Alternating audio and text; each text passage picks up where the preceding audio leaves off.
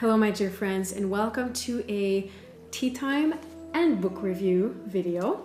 Today I am drinking some jasmine green tea, and yeah, grab yourself a cup of tea and I hope you enjoy this book review. I'm going to talk to you about Yoga Mind by Suzan. If you watched my last favorites video, you will have heard me talk about it. So what is it about? Yoga Mind digs deep into the spirituality of yoga, the yoga philosophy that is, and it goes through 30 components of it. So yoga is not only a physical practice, as many of us associate it to, but it's also a spiritual practice and a mental practice. I want to read to you a little part of the back of the book. So it says most of the estimated 36 million Americans who embrace yoga, so that's just in the United States. Imagine like Canada and then Latin America, Europe, Africa, the Middle East, Asia, Australia, New Zealand. Like imagine all of these places also where they practice yoga. So 36 million in the US alone who embrace yoga are only doing asana, the physical practice, just one of the branches on yoga's expansive tree. In its complete form, yoga is a comprehensive wellness program for mind, body, and spirit that is rarely unpacked in a typical yoga class or book. So in a subtle way, this book is a 30-day program. So like day 1, day 2, and its goal is to create new attitudes and increase your self-awareness, find balance in our everyday life, in everything we do. So not just when doing yoga on the mat, right? Taking yoga in our life off the mat. In each of the 30 days, Suzan tells the story of her friend Francesco, who has had a terrible accident, and overnight he just became paralyzed from the shoulders down. And having just been certified as a yoga teacher, Suzan decides that she will help him as much as she can by doing yoga. But of course, you're probably thinking he's paralyzed. How is he gonna do yoga, right? So she did visualizations, meditations, yoga exercises that are more geared towards the spiritual mental side. She pretty much shows him how to walk the spiritual path of yoga, even though he can't physically walk or feed himself, let alone do any of the usual typical like twisty bendy yoga poses. As time passes in the story, you can see like Francesco evolve and grow, and I won't spoil anything for you, but it's such a moving, inspiring story, and I had tears in my eyes at the end. So just to sum it up, like the structure of this book, in each day or chapter, because they are pretty much chapters, she continues telling the story of Francesco and her own personal story actually, but she also always explains one yoga philosophy term. For example, in day 3, I will give you just one example. So day 3, ahimsa. It says non-harming, not causing pain to any living being, including ourselves. And so, you know, she explains it, she tells personal stories, and at the end of each chapter or day, she gives you a yoga mind practice. So you see here, a yoga mind practice. I love all the lotuses. As you know, I love lotuses. I got a lotus tattooed. Before I keep talking about this book in particular, I just want to talk to you about yoga. Yoga practice has grown more than any other natural health therapy, according to US News and World Report in 2015. Although yoga poses, yoga breathing techniques, aka pranayama, is what people usually do, this wasn't even part of what the originator of yoga intended. Yoga originates from the Vedas, which are Hindu scriptures dating back from 4,000 to 5,000 years ago. And Hinduism is a religion that contains 6 schools of thought, one of them being yoga. So just imagine, one of them is yoga, okay? So there are 5 other schools of thought in Hinduism. Yoga roots from the Sanskrit word yuj, I don't know how to say it, and it means unity. And Hindu texts often describe yoga as being the practice that controls the senses and ultimately the mind. So during yoga teacher training, the yoga students usually learn that yoga unites the body, mind, soul, and spirit. But the interesting question is, why would we want that to happen? You know, like what is the reason behind the desire of wanting to unite these components? Well, I found a pretty interesting answer to that while doing some research on the Chopra Center website. And there's this concept called Purusha.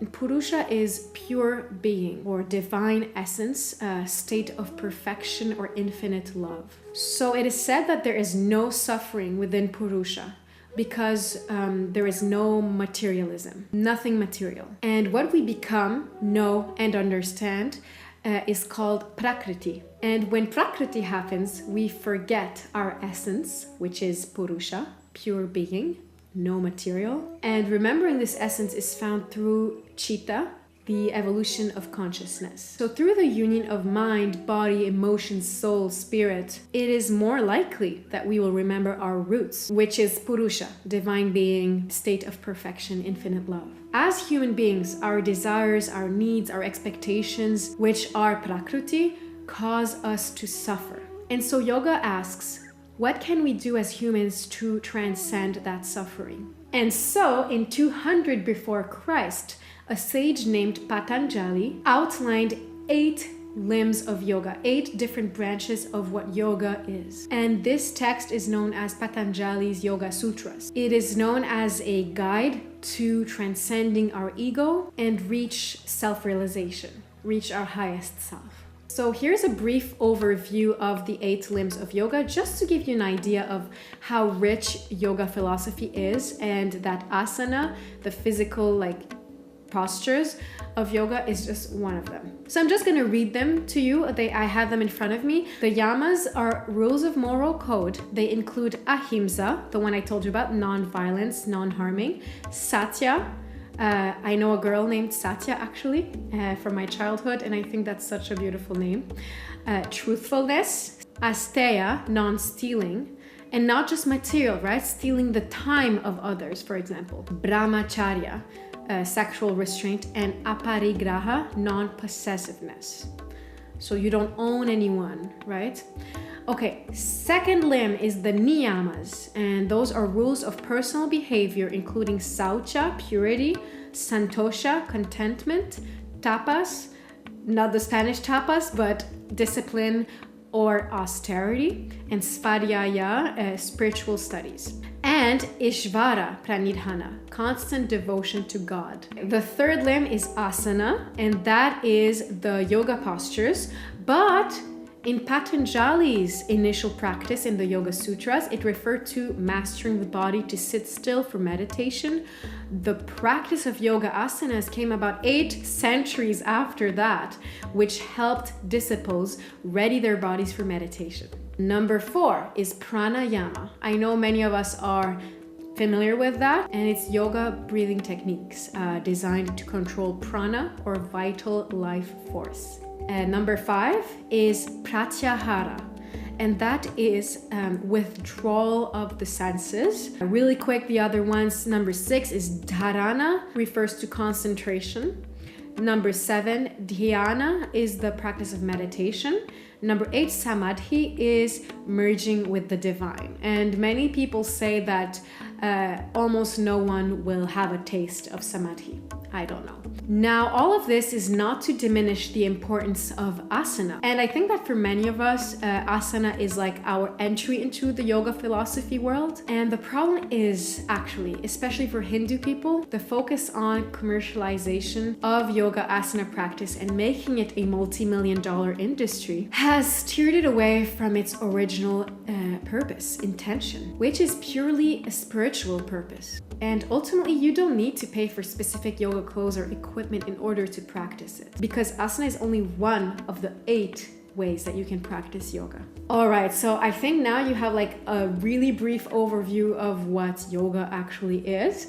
And I just want to say also about the book that I really loved how fluid Suzan Conan's writing was. It really seamlessly goes from storytelling to inspiring explanations of yoga philosophy to practical spiritual exercises. This is honestly the kind of book that you want to keep nearby as a reference book.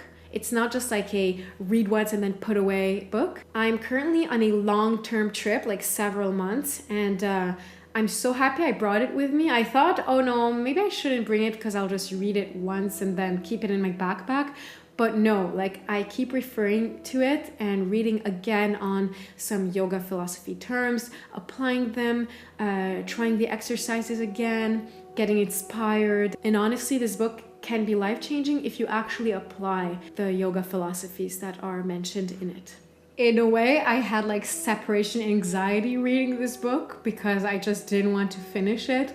It's really like a fast read, kind of, because there's like not many pages, but it's good to breathe and like take your time understanding what's being said and applying the exercises, waiting a little bit between days or chapters. And just a quick note about Suzan, the author. She is a yoga teacher and former senior editor of O, the Oprah magazine. So you can expect some pretty experienced writing from her. If you've ever been compelled to learn more about the yoga philosophy but have felt kind of intimidated by the quantity of books on it and just all the information about it, which I know I have been, I really, really highly suggest that you read Yoga Mind. Yoga Mind is concise, short and sweet, an easy read. It's entertaining, inspiring, and it will really touch your soul, honestly. It's such a good book. So that's it. I really hope that you pick up this book. Thank you so much for watching, and I hope you enjoyed it. I hope you feel more like informed about what yoga is. And if you end up reading this book and applying the exercises and yoga philosophies, you will see that it will start just doing its magic on your own life. Thank you so much, and I will see you next time. Bye. She